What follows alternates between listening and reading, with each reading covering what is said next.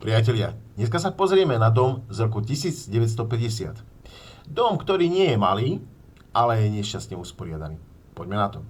Vstupujeme do domu a vchádzame do detskej izby, ktorá je v poriadku. Nasleduje obývačka, nasleduje spálňa. Vzadu je kúpeľňa a WC samostatné, ktoré je už na novo urobené, a vzadu je kotolňa. To je všetko ešte ako tak v poriadku. Ale najhoršie je táto skrumáž.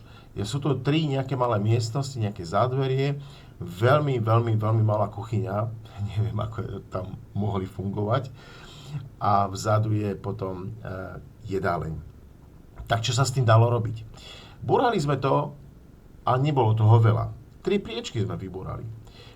Domurovali sme jedno okno, potom jednu priečku, kotolňu sme zmenšili a vchod sme posunuli úplne dozadu. Uzavreli sme chodbu a tú miestnosť sme oddelili a vznikol nám takýto priestor.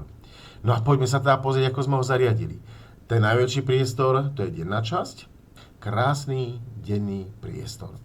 No a potom sú to tie jedna detská izba, druhá nová detská izba, spálňa, tiež nová izba.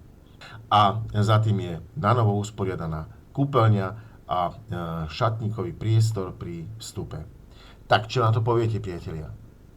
A teraz mi ukážte, aký je váš priestor. Aká je vaša dispozícia? Čo vás vo vašej dispozícii trápi? Poďme sa na to spolu pozrieť.